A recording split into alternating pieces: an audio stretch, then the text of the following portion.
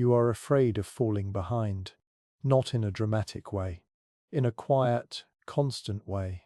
It shows up when someone your age announces something big. When a friend moves forward. When another year passes faster than the last. And suddenly, time feels aggressive. Like it is moving without waiting for you. So you push harder. Compare more. Measure yourself constantly. Am I late? Am I slow? Am I already behind? But what if that fear is not irrational? What if it is the natural response to living in a world where progress is always visible and always ranked? Keep listening, because the fear is not random. It has a structure.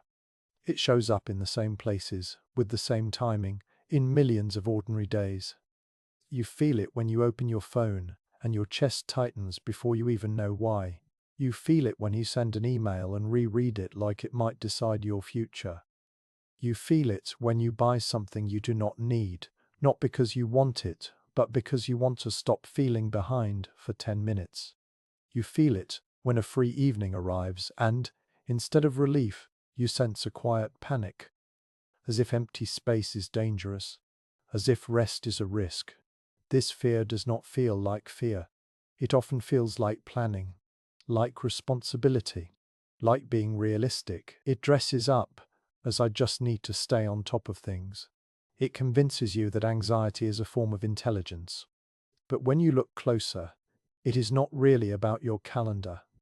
It is about your position, your standing, your pace compared to an invisible pace you did not choose. Falling behind is not one problem. It is a whole mental system. And once you see how that system works, you stop treating the feeling as a personal failure. You start recognizing it as a predictable response to a world that trains people to measure themselves in motion. Picture a normal morning. You wake up and reach for your phone, not for entertainment, for orientation. You want to know what you missed while you slept. Messages, updates, news, someone else's progress.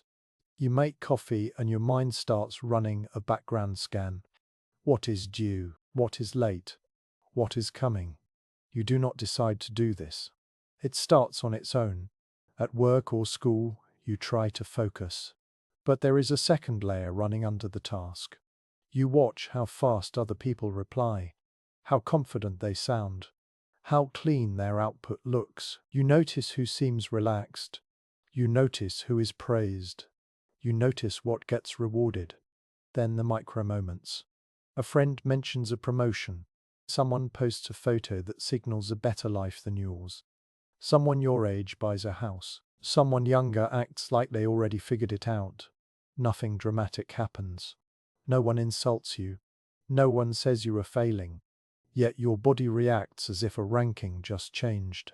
You tell yourself you are fine. You go back to what you were doing. But now you are doing it with a hidden question in your throat. Am I late? And notice what that question does. It does not ask, am I learning? It does not ask, am I building something I respect? It asks about timing, about sequence, about whether your life is matching the schedule you think you are supposed to be on. This is why falling behind feels humiliating, even when nobody is watching. Because the judge is not a person. The judge is a standard you carry around. And you carry more than one. There is the ideal version of you. The one who is efficient, disciplined, clear, attractive, calm, productive, socially connected, financially stable, and emotionally controlled. Then there is the ought version of you.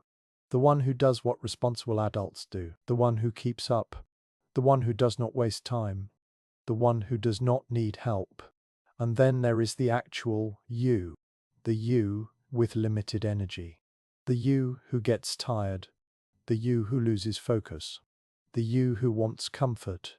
The you who sometimes cannot explain what is wrong. The fear of falling behind is what happens when the distance between these versions becomes a daily experience. Not once. Not in a crisis.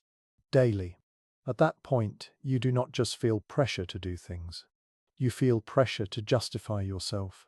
That is the first shift to notice. The fear is not simply I have a lot to do. The fear is, if I slow down, I will become less acceptable. Now the reframe. This is not about you being weak. This is about how the mind reacts when it cannot measure itself in a stable way. When a person cannot rely on clear, objective markers of enough, the brain searches for comparison. It looks sideways. This is not a personality quirk. It is a basic strategy. When the standard is unclear, other people become the measuring stick. And the measuring stick is rarely neutral. You do not compare yourself to the average. You compare yourself upward, to the person who is doing slightly better, slightly faster, slightly cleaner. The brain treats that as useful information, like a map, but it also treats it as a threat. That creates an open loop you live inside. You use comparison to find direction, and the direction makes you feel inadequate. This is mechanism layer 1. Social comparison turning into self-surveillance. Self-surveillance means you are not simply living your life. You are monitoring your life as if it is a public performance. You start optimizing how you appear to be doing, not just what you are doing. You choose tasks that look productive. You avoid tasks that matter but look slow. You rush results. You hide confusion. You postpone starting because starting would reveal you are not instantly excellent. Even rest becomes strategic. You do not rest to recover. You rest to restore output. And if the rest does not improve performance quickly, it feels like wasted time. This is why your mind can be busy even during leisure. The surveillance does not stop when work stops. It just changes targets. You scroll, not for fun, but to check the scoreboard. And because other people only show the parts that score well, the scoreboard is distorted. You end up comparing your behind the scenes to other people's highlights. That is enough to create constant tension. But it still is not the deepest layer. Here is the turning point. Stop calling it anxiety. You are not scared because you are ungrateful or fragile. You are scared because your mind has been trained to treat time like a shrinking resource and status like a survival need. And there is a deeper mechanism underneath the comparisons. The fear is not that you will have less. The fear is that you will matter less. Mechanism layer 2 is about what achievement is secretly doing for you. Most people think achievement is for comfort, security, or pride. That is part of it, but the stronger function is psychological. Achievement creates a feeling of legitimacy. It answers the question, do I deserve my place? When you do not have a stable inner sense of worth, you use external proof to hold yourself together. You collect signs that you are real, serious, valuable.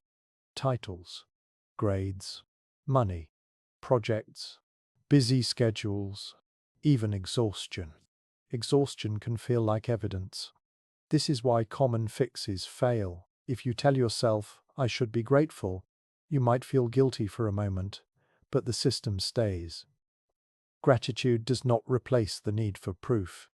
If you try to work harder, it also does not end it, because effort raises the standard.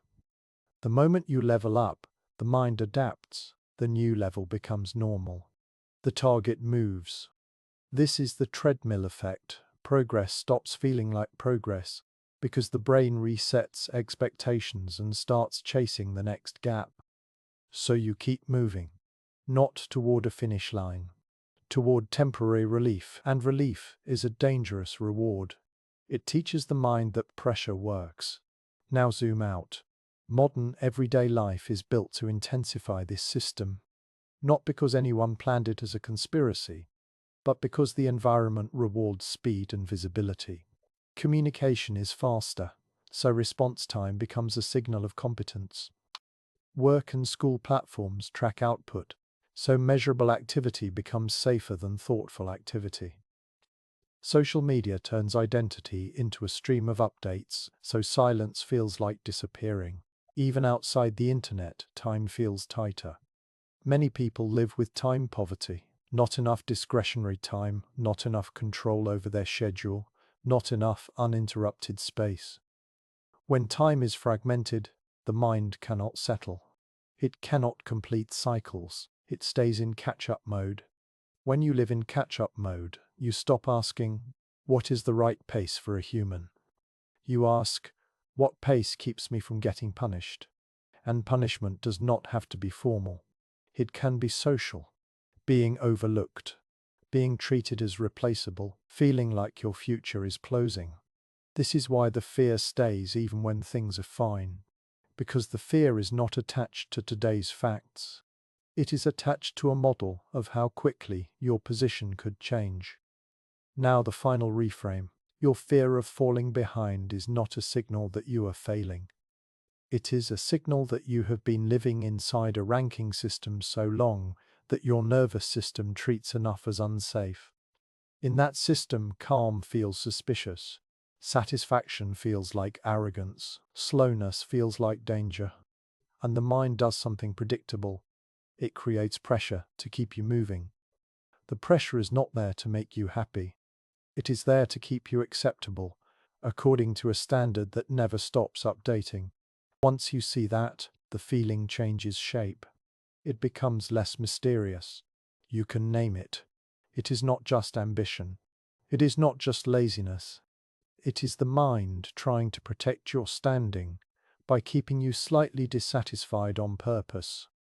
And that brings a quiet clarity. If you constantly feel behind, the problem is not that you missed one crucial step. The problem is that the scoreboard follows you everywhere, even into your private thoughts. The question is no longer, how do I catch up?